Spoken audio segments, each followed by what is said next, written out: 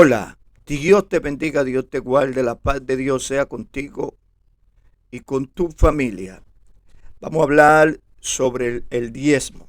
Hablamos sobre de quién era la roca o quién es la roca, si era Cristo o Pedro. Pero ahora vamos a hablar del diezmo porque vi lo que dice este pastor sobre el diezmo.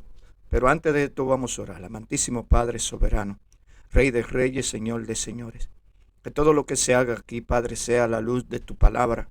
Que no sea opiniones, Padre, de lo que pueda creer el hombre, de lo que podamos creer nosotros como humanos. Sino, Padre, que tu palabra sea la que prevalezca en cada situación y en cada creencia de lo cual llevan tu iglesia. En Jesús, amén y amén. Muchos pastores predican este tipo de cosas. Miren. Yo pastoreo, entró 1,000 pesos de diezmo. Yo siento que me estoy transformando. Son 500 para mí y 500 para la iglesia. Pues te puedo coger de ese dinero. Pero claro, mi amado, la Biblia dice que el que trabaje del altar, que coma del altar. Sí, es verdad. Entonces, ¿quién es que está trabajando ahí? Trujillo. Usted es líder. Mi alma adora la... Entonces yo tengo que comer. Yo pastoreo. Escuchen otra vez, aquí no hay montaje. 1,000 pesos de diezmo. Yo siento que me estoy transformando. Son 500 para mí y 500 para la iglesia. Pues te puedo coger de ese dinero.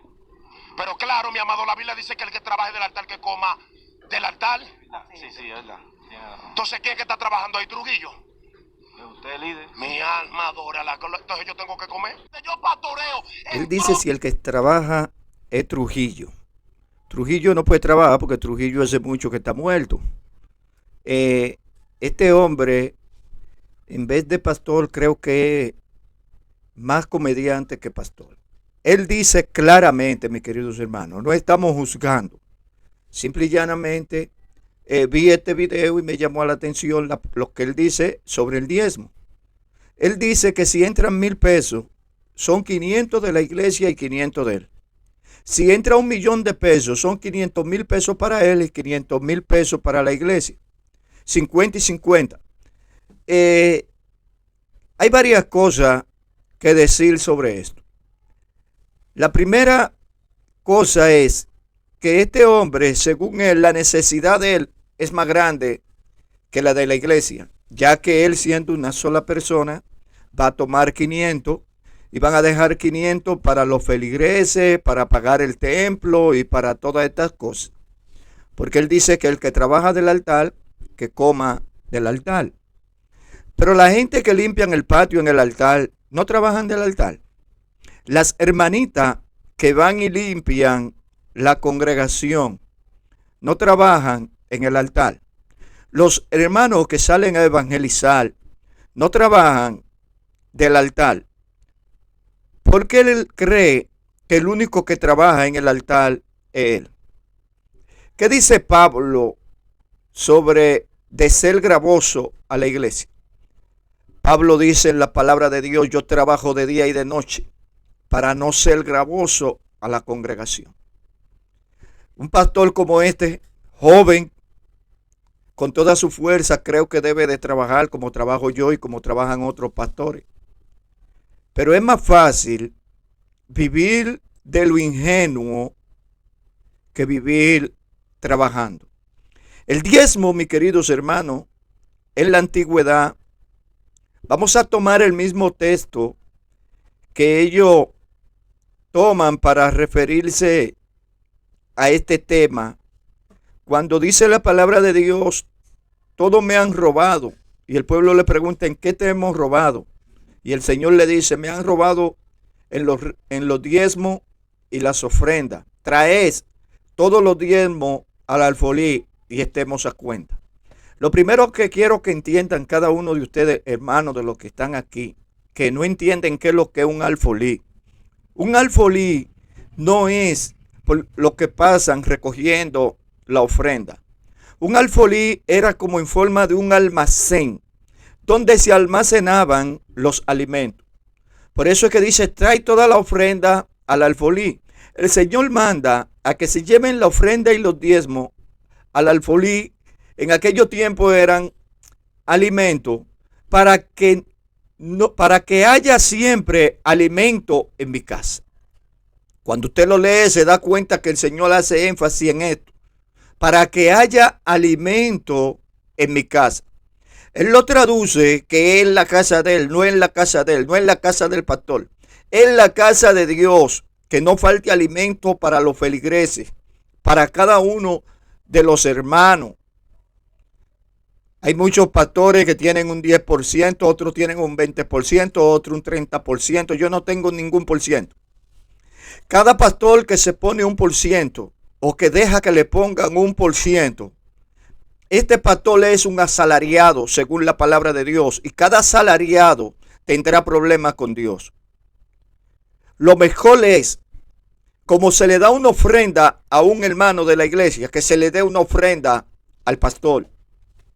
Pero no ponerle una tarifa, porque el ponerle una tarifa mensual, le están poniendo un sueldo, mis queridos hermanos.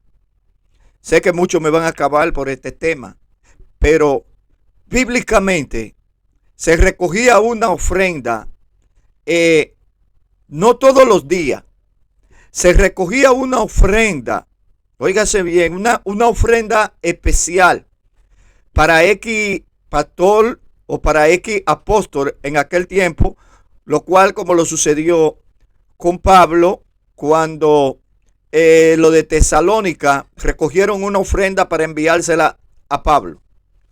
No era que a Pablo le pagaban el 10%. No es que a Pedro y a ninguno de los apóstoles se le dio un 10%. Sí vemos que Pablo dice, hablando referente de que él también tenía derecho de participar de los bienes de la iglesia como lo hacían los otros apóstoles. Pero él no usó de esto, sino que él trabajaba día y noche haciendo tienda, mis queridos hermanos. Y este pastor dice que si entran 1,000 pesos, son 500 de él y 500 de la iglesia. 50-50. Si a la iglesia entran 100,000 pesos, son 50,000 pesos de él y 50,000 pesos para la iglesia. Repito, mis queridos hermanos. Eso no es bíblico. Eso no lo hace un siervo de Dios. Es más, el siervo de Dios no puede estar pendiente a los diezmos y las ofrendas de la congregación. El hombre de Dios está pendiente a la salvación de las almas. El hombre de Dios no busca su bien propio. El hombre de Dios, un verdadero pastor, está para guiar al pueblo de Dios a toda verdad.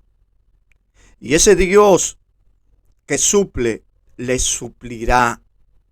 Porque a muchos Dios le ha suplido sin necesariamente tener que tener un 10%, un 20% o un 30%. Es lo contrario, mis queridos hermanos. Es lo contrario. Mientras más ladrón es el pastor, más miserable es su vida. Y perdonen por este vocabulario. Así que apercíbanse y huyan de ciertas sectas que enseñan herejías que no están en la Biblia, mis queridos hermanos, y estamos en los tiempos finales. Hay que prestar atención a estas señales que estamos viendo de todo esto falso que están saliendo en estos tiempos. Dios te bendiga, Dios te guarde, la paz de Dios sea contigo. Shalom.